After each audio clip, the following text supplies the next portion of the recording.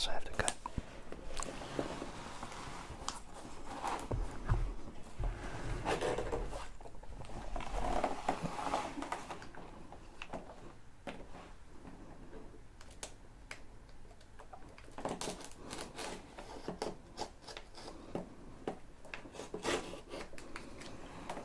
So I think that's, let's see.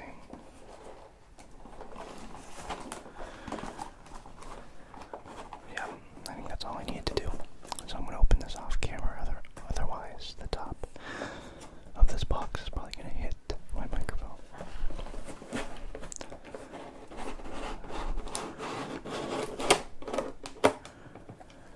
Oh boy. I think this is going to be fun. Okay, let's see what we got.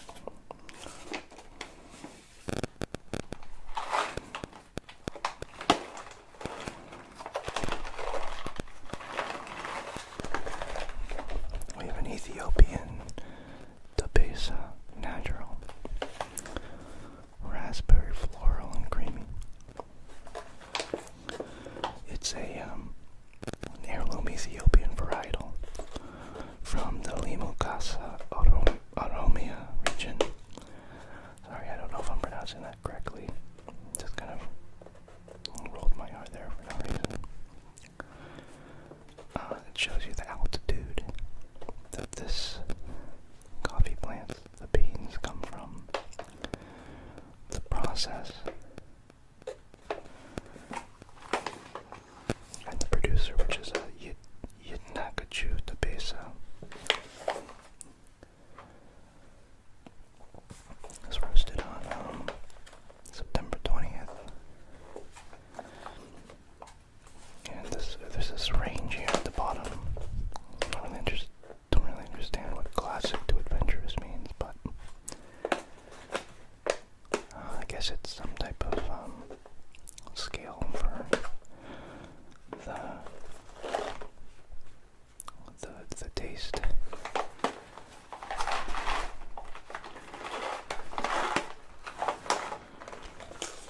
So on the back here, Pot Coffee is a vision realized across continental collaboration between roaster and farmer. The result of bold experimentation and continual innovation. Part alchemy and part science. Our roasts seek to tell the story of the journey from origin to our roaster to your cup through an unparalleled sensory experience. We won't settle for anything less. So let me just say that the smells right now from the coffee I have is just great. I'm gonna take a smell here myself.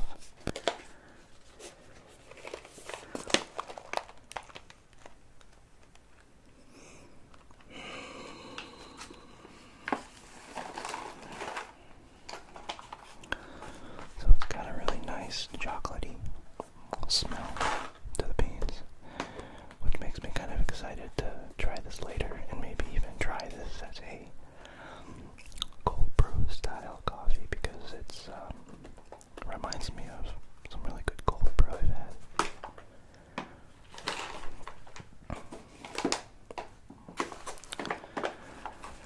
Next up we have this Costa Rican Sumava de Lourdes Llano Bonito Microlot, which is described as toffee, black cherry, and syrupy. Direct trade. The varietal is a Caturra. The region is Lourdes de Naranjo, West Valley. And the farm is Sumava de Lourdes. The altitude is a little bit less, 1,600 meters. The process is black honey, which I'm not sure what the process means, but the producer is Francisco Mena. On the classic to adventurous scale, it's kind of a little above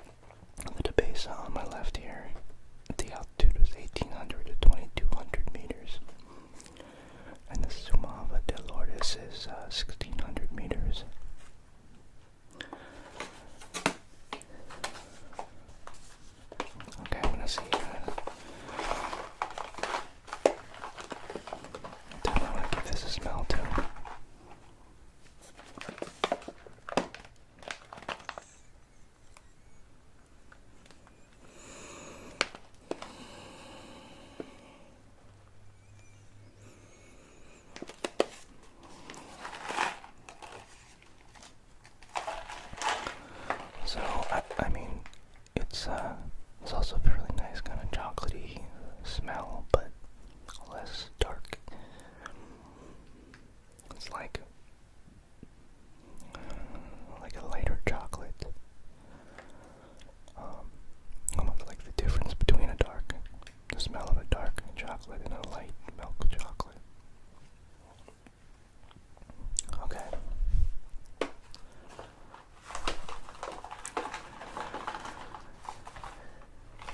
We also have this El Salvador Monteverde with a milk chocolate orange and creamy taste, which this sounds amazing.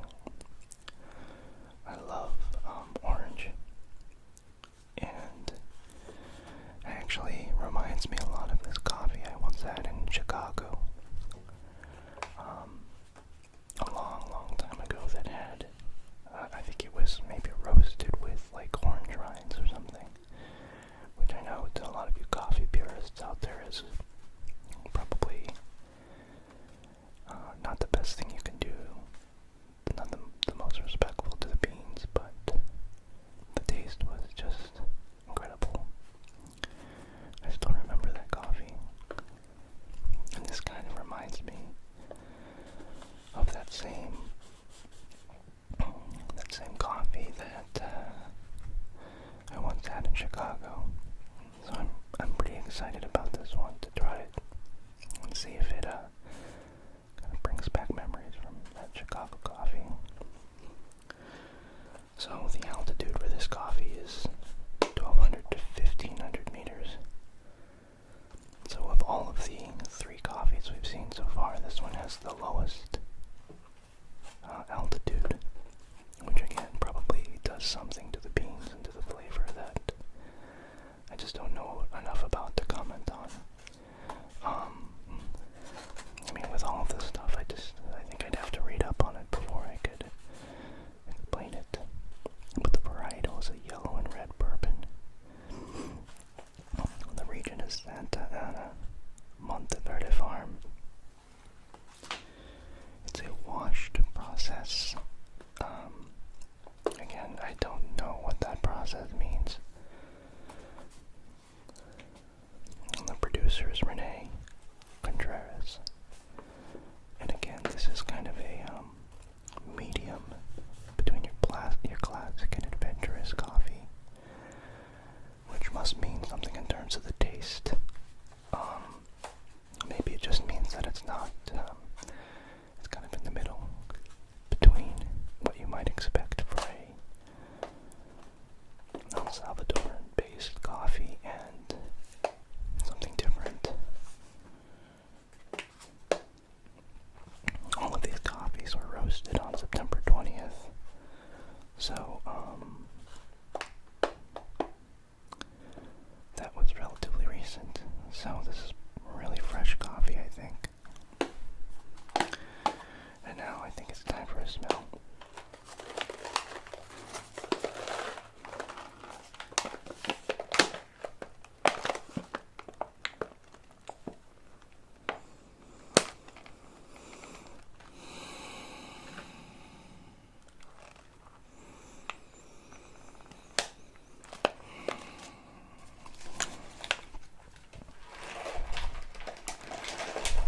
Well, I must say it smells great. A little lighter than the other coffees I mentioned, but I can't really smell any sort of orange notes, but I think that's okay.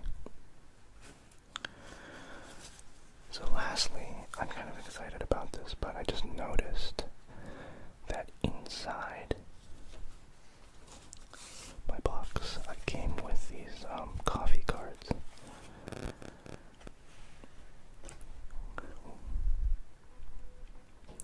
Which I'm really hoping will tell me more about each coffee. So let's start with what I first started with, the base natural.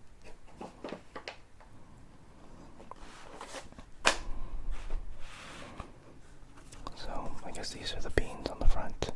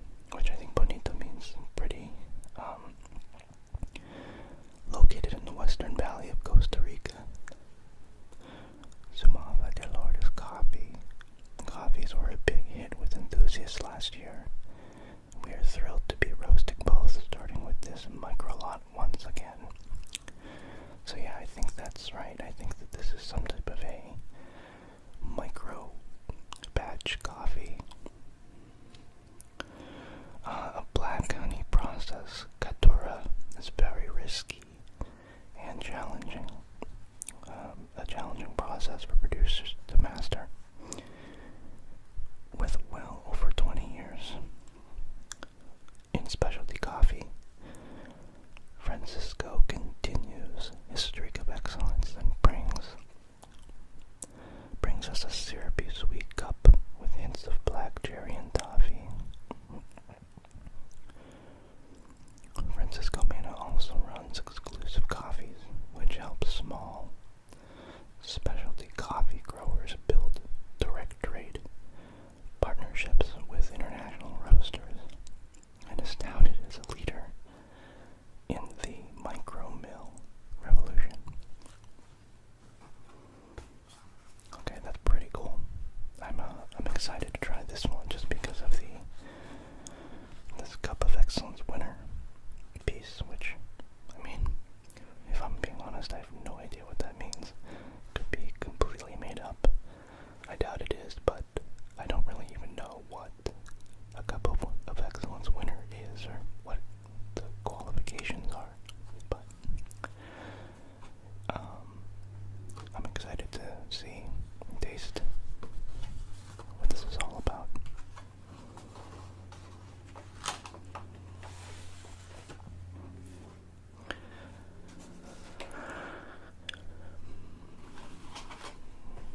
And last but not least, we have the El Salvador Monteverde, which is the El Salvadoran coffee that I was talking about earlier with the orange and milk chocolate orange flavor profile.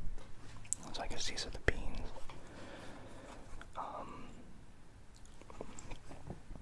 Or I guess they call these cherries. I think at a certain point, these are the cherries, and then they transition. But anyways,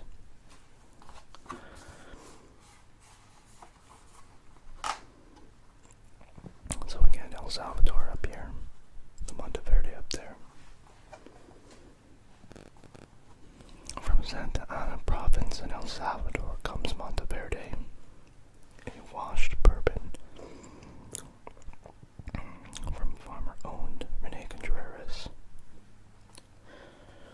Working closely with Sam Demis of Kefa Coffee Importers, they have steadily increased quality and consistency throughout the years. Rene and his family are deeply invested in their community. His wife is a doctor who provides health care locally,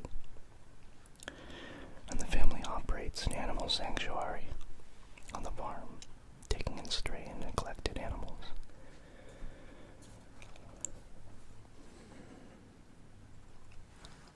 It's really nice that they include this kind of family history and background. It adds a lot of dimension to the coffee, knowing about the producers of it. Really great that they have this kind of mission-based family, and it's kind of nice to get that background.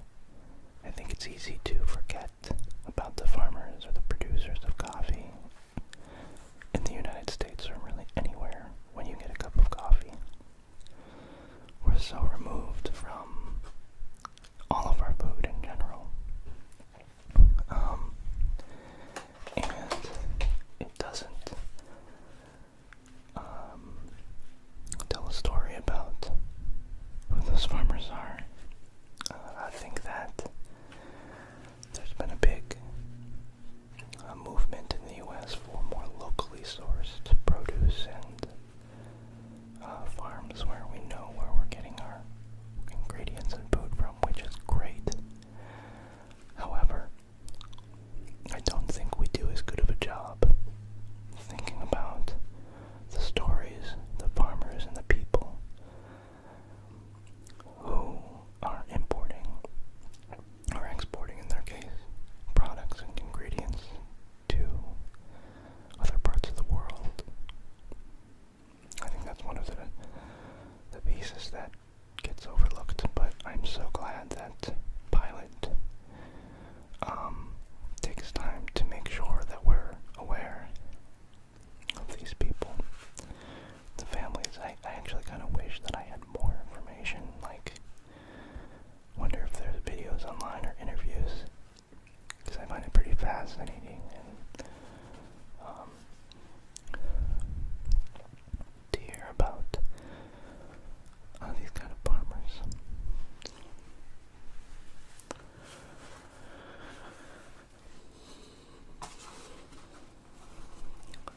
So just to recap, we had the Ethiopian Debesa,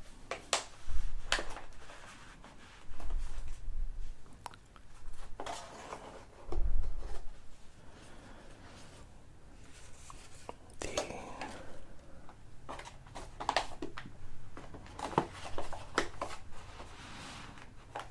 Sumaba de Lourdes,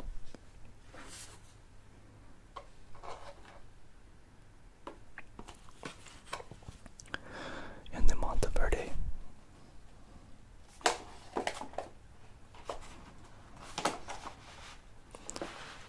From El Salvador.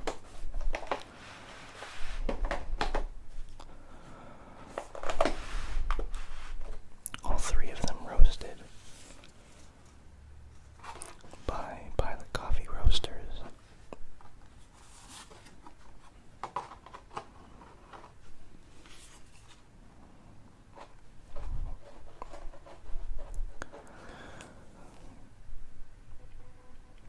Which is based out of Toronto, in Canada.